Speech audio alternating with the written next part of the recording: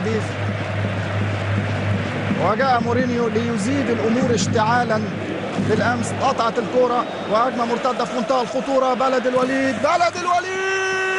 يسجل في مرمى ريال مدريد. يخرج دييغو لوبيز لكن يتقدم أوسكار بانفراد بخطأ دفاعي قاتل في التمريرة العرضية من مدافع الريال. يستغل الفرصة خافي جويرا يسجل أول أهداف البوسيلا. والكاميرا على كاسياس. أول هدف لأوسكار ولا أوسكار جونزاليس هو صاحب أول الأهداف بهذا الخطأ الكبير. هذه الكرة الغلط، هذه الهجمة اتقطعت الكرة، انفرد أوسكار جونزاليس ولا يخطئ أوسكار في مواجهة دييغو لوبيز. يتقدم الضيوف بهذا الهدف المبكر جدا. بعد 8 دقائق أو بعد 9 دقائق يسجل أوسكار من بين قدمي دييغو لوبيز. نلعب بلا عقد. بنزيما يعكس اللعب جميلة جدا إلى أنخيل دي ماريا في الجانب الأيمن. يحاول مرور دي ماريا، يمر بالفعل ويسدد. جول دي ماريا يتعادل ويهدي الهدف للطفل المولود حديثا بخطأ آخر وبلمسة أخرى. هل من مهاجم للريال أم لمدافع لبلد الوليد؟ غير مهم على الإطلاق. المهم أن الريال يتعادل الآن بعد فترة ضغط.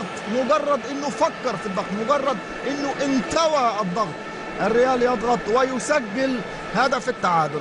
لمست فيه كاكا أم والله شكلها في مدافع بلد الوليد، شكلها لمست في مدافع بلد الوليد بالفعل. لكن على أي حال في كل الأحوال الهدف يسجل للريال. يسجل عالية ورأسية لكن ضاعت. عادت مرة أخرى من مودريتش إلى دي ماريا والكرة العرضية ورونالدو. الله على الهدف.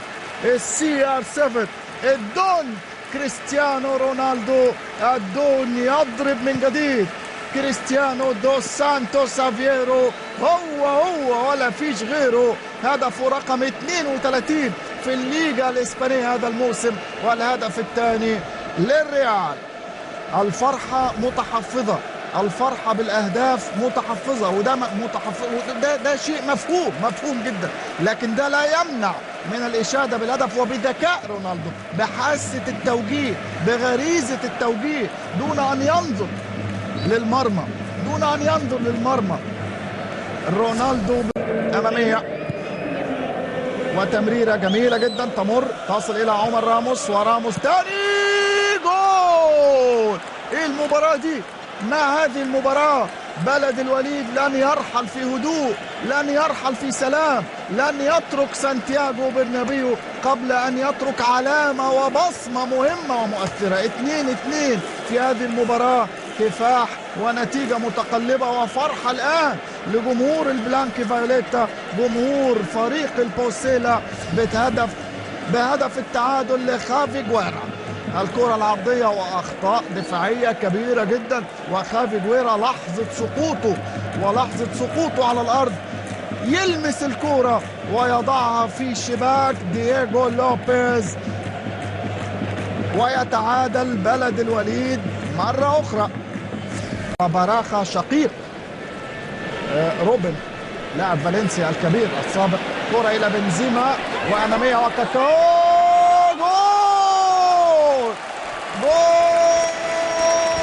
جول أرادها كاكا وفعلها كاكا. ريكاردو دوس سانتوس كاكا البرازيلي يسجل الهدف الثالث وثالث أهدافه أيضا في الليغا هذا الموسم. صاحب اللمسة الساحرة ينطلق، يخترق، ينفرد ويتغلب على الحارس خايمي أخيرا ويسجل الهدف الثالث. الدقيقة 49 وبعد أقل من 4 دقائق على بداية الشوط الثاني الريال يجد المرمى عن طريق النجم البرازيلي الكبير والكرة في الشباك ويتقدم الريال 3-2 نفس نتيجة الدور الأول. كاكا والثالث والانفعال واضح. فرحة منفعلة، فرحة النتيجة 3-2 للريال. والكرة من أوزيل الرابع. كريستيانو يفرح أخيرا. الدون يضرب من جديد. الرابع للريال.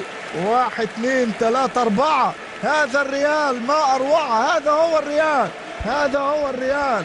4-2. لا أحد فوق الريال. لا أحد أكبر من الريال. ولا بد أن يعرف الجميع ذلك. الكل لابد أن يعرف ذلك. كريستيانو يفرح. يبتسم أخيرا كريستيانو ويسجل الهدف الرابع للريال. يضمن النتيجة إلى حد بعيد. يؤمن النقاط إلى حد كبير. ويؤجل الحسم على الأقل لأيام أخرى قادمة. 4-2 برأسية جديدة من كريستيانو. والاحتفال كريستيانو مع فابيو مع مواطنه مع البرتغالي. وتسديدة. الله الله الله. 4-3 وقد يكون أجمل الأهداف السبعة. لويس ساستري يسجل هدف صاروخي رهيب رهيب بلمسة واحدة فيرست تايم فورا. هاتها بسرعة بسرعة. هات كاسياس لحسن تنسى ولا حاجة. سريعا يعني فورا. الراجل حتى قبل إعادة الهدف فورا يجيب رد فعل ورياكشن كاسياس. مش ممكن. هذه الكرة اللي ترجع ويسدد ساستري صاروخ. صاروخ رهيب. صاروخ رهيب رهيب. ودييغو لوبيز لا يتحمل المسؤولية. صعبة على أي حارس مرمى. لو دييغو لوبيز وكاسياس الاثنين في مرمى الريال